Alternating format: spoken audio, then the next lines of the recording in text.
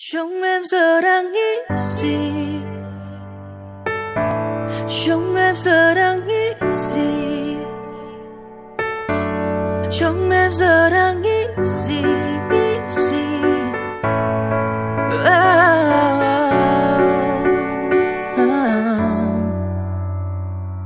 Đêm rồi từng đêm một mình anh nơi đây vẫn chờ mơ, một cơn mơ rồi lại loay hoay trong nhung nhớ. Em đã ra đi mà tại sao em chẳng nói gì? Ta chẳng gặp nhau dù con tim hai ta rất đau.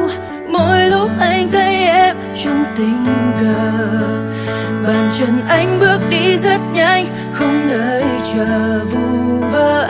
Đôi lúc anh biết anh sai rồi, mà tại sao chẳng thể nói lời xin lỗi.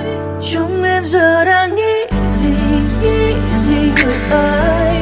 Trong em giờ đang nghĩ gì? Nghĩ gì người ơi?